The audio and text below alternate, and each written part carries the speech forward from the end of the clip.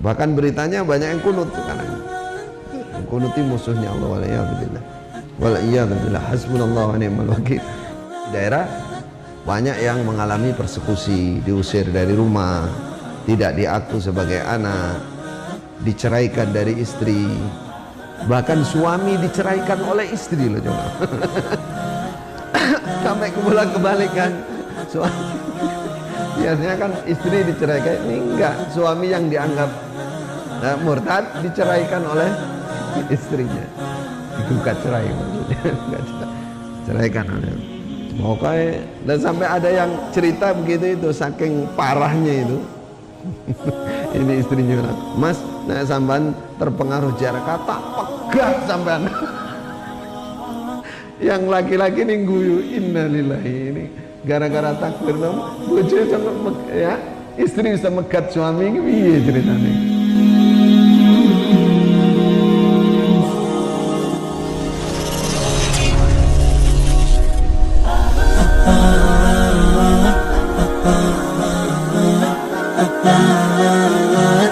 Ya Allah, tapi ya dibalik penyesalan itu ada kesyukuran. Alhamdulillah Allah menyelamatkan dengan dibuka ilmu oleh Allah. Jadi nggak boleh waris mewaris, nggak boleh nikah menikah, nggak boleh mencintai lahir batin, banyak sekali kembangannya. Nah, bahkan kalau yang keluar, wah ini lebih lagi, gelarnya itu aduwullah, iblis, Abu Jahal. Dan seperti saya ini, alhamdulillah min dzalik, iblis, ketuanya iblis saya. Ketuanya Abu Jahal, saya Abu Jahalnya. Musuh Allah, aduwullah. Mereka katakan Khalil aduwullah gitu. Iya. Bahkan beritanya banyak yang kunut sekarang. Kunuti musuhnya Allah, waliyadzubillah. Waliyadzubillah, hasbunallah wa ni'mal wakil. Ini gara-gara takfir. Jadi yang keluar dianggap murtad. Nah, kalau teman-teman di daerah banyak yang mengalami persekusi, diusir dari rumah, tidak diaku sebagai anak, diceraikan dari istri, bahkan suami diceraikan oleh istri loh cuma. Sampai kebalik-kebalikan, suami biasanya kan istri diceraikan, ini enggak, suami yang dianggap murtad diceraikan oleh istrinya, digugat cerai maksudnya. Ceraikan oleh, pokoknya. Dan sampai ada yang cerita begitu itu, saking parahnya itu. Ini istrinya bilang, "Mas, nek sampean terpengaruh jarak kata pegat sampean." Yang laki-laki nih guyu, innalillahi, ini gara-gara takbir dong, bojo ya, istri bisa megat suami, ini piye ceritanya? Saya tanya, "Lapa awak menunggu ini? Kenapa kamu gitu?" "Wah, mesti kongkon Pak pengurus menunggu kon megat sampean. Sampean lanang apa wedok?" Sampai kebalik gitu, saking marahnya itu, sampai melanggar ya, aturan yang sangat luar biasa. Memutus hubungan kerja, memutus family, harus putus. Nggak boleh datang dan nggak boleh didatangi. Coba, takfir itu luar biasa, luar biasa. Nggak boleh mendengarkan, nggak boleh melayani. Yang punya hubungan bisnis pasti putus itu sudah, harus diputus. Nggak boleh membantu, nggak boleh semua. Itu gara-gara takfir, gara-gara takfir. Jadi bahaya kelompok Islam Jamaah ini sebenarnya kalau sekarang belum kelihatan, nggak begitu kelihatan. Artinya untuk bahaya untuk secara umum lah. Kalau secara khusus kelihatan yang saya sebut gitu tadi, membahayakan untuk kesatuan negara Republik Indonesia, bahayanya untuk umat Islam secara umum belum kelihatan. Kenapa? Karena mereka belum punya kekuasaan.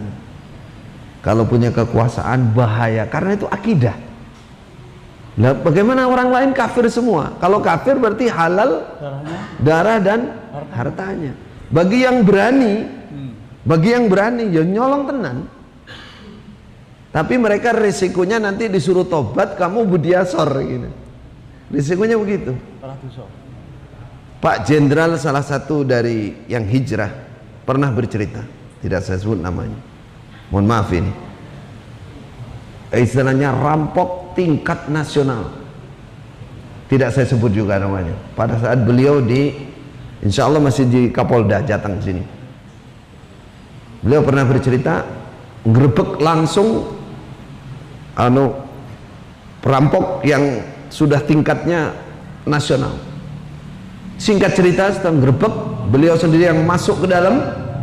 Di situ ada kitab-kitabnya Islam Jamaah, himpunannya. Karena beliau masih di Islam Jamaah saat itu. Loh, ini bolok akhirnya dong, bereskan ini. Oh, suruh bereskan dulu sama Pak Hendra. Bereskan mana banyak disimpan. Boleh dewi. Nah, itu yang berani. Jadi memang jadi perampok benar kalau berani. Karena apa? Karena konsep akidah dasarnya seperti itu. Mereka kafir halal hartana. Nah, kalau tidak, karena mereka budi luhur. Tapi kalau nggak ketahuan, biasa sudah halal milik orang. Nah, ini. Tapi memang secara umum nggak melakukan itu karena memang kondisinya yang ditekankan adalah budi luhur. Kita supaya lancar agama kita ini, supaya lancar, supaya budi luhur. Tapi kalau mereka punya kekuasaan, berbahaya, memang berbahaya. Tapi karena kelihayan mereka sekarang, mereka dibelani, dipegang oleh kadang-kadang oleh oknum penguasa. Karena mereka kena tadi patonah, bitonah, budi luhur, luring budi, sobat, obat, pokat. Nah, kalau sudah kena ini, banyak yang kelepak-kelepak sudah, siapapun dia. Makanya kita harus hati-hati. Nah, harapannya dari pertemuan ini, terutama dari bapak-bapak dari takmir masjid dari Polres Utama, waspadai teman-teman dari Islam Jamaah ini, jangan sampai mempengaruhi umat Islam yang lain. Nah, itu supaya tidak, penyakit ini karena ini berbahaya betul. Ini sebenarnya kalau mau dinilai ini merusak Islam dari dalam. Dan bagaimana tidak merusak akidah? Coba jenengan coba bayangkan sekarang, masuk akal apa tidak bahwa Islam itu berarti, Islam kan 5 rukun Islam, bisa sah kalau baiat ke imam mereka. Nah coba, masuk akal buatan? Ini kan ini kebohongan, dan ini orang-orang awam itulah kasihan yang di bawah. Mereka di bawah itu seakan benar pernyataan ini, keyakinan ini. Ini kan merusak Islam dari dalam. Allah Rasul menyatakan 5 rukun Islam berarti Muslim. Bahkan seorang yang baru masuk Islam, baru syahadat, dia sudah Muslim. Mereka tidak. Tidak, orang kanggo Islam mau sholat, mau puasa, mau kabeh orang kanggo, kecuali berjamaah, berbaiat. Maksudnya coba, ini palsu nopo badan, merusak akidah apa tidak? Merusak ini, merusak akidah. Bukan hanya menambah rukun Islam, ini mensyaratkan sahnya Islam itu berarti 5 rukun Islam dengan berbaiat, dengan masuk bergabung dengan ini merusak akidah. Merusak Islam dari dalam. Tidak terasa mereka tapi. Nah, gimana bisa terasa? Orang akidah juga nggak belajar, nggak dibelajarkan, nggak diketahui. Nah, maka harus diwaspadai ini. Orang-orang Islam Jamaah ini jangan sampai berkembang ke kanan kiri sampai yang lain katut. Apa katut ini? Terpengaruh, masuk bergabung dengan mereka dengan iming-iming surga itu. Kalau nggak ikut neraka. Nah, itu. Yang kedua, ada kewajiban amar ma'ruf nahi mungkar. Walaupun bapak-bapak tidak bergerak sendiri, atau kalau mungkin bisa bergerak sendiri, mendatangi tokohnya, berbicara yang enak, yang baik. Dan ikhlas sebagai saudara muslim, Anda salah dalam masalah ini, mengkafirkan salah, ini tidak benar.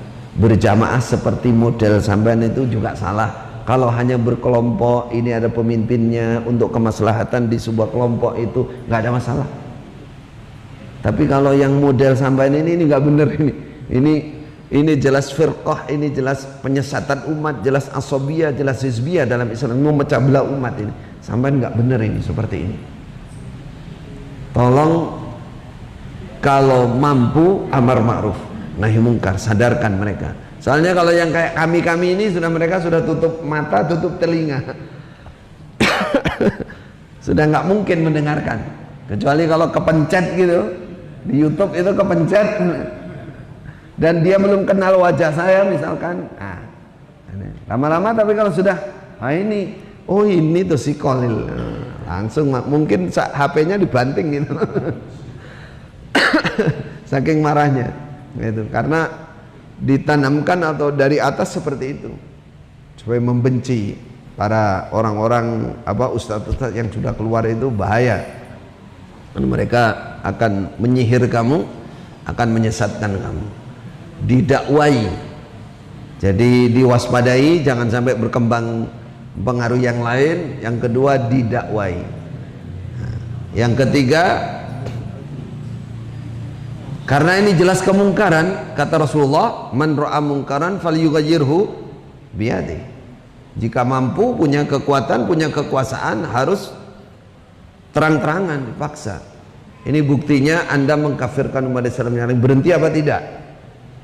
Kalau punya kekuatan, kalau enggak kita laporkan ke yang berwajib, ke yang punya kekuasaan di negara ini. Kalau dengan cara yang baik-baik, tidak mempan. Itu bagian dari namanya man ra'a mungkaran falyughayyirhu biyadihi. Man lam yastati' fa bilisani, wa man lam yastati' fa biqalbi, wa dzalika ad'aful iman. Itu lemahnya, paling lemahnya keimanan. Ini kan indikasi kan sangat jelas. Sudah ada porsi tambah, satu pun nggak gabung. Itu ada apa? Kan orang mesti bertanya, oh nopo tuh jadi aliran nopo tuh iki? Kok nggak mau bergabung? Ini ada apa? Nah, dari ada apa itu jawabannya tadi itu sudah dijelentrangkan, karena mereka punya akidah takfir, akidah takfir, mengkafirkan umat Islam yang lain. Itu semoga penjelasan singkat ini bisa menjadikan sesuatu yang pencerahan untuk kita semua, sehingga kita bisa mewaspadai, bisa waspada dengan aliran. Tidak hanya Islam jamaah, mungkin ada yang sejenis ini, kita juga harus waspada. Semoga Allah memberkahi kita semua. Baik. Assalamualaikum warahmatullahi wabarakatuh.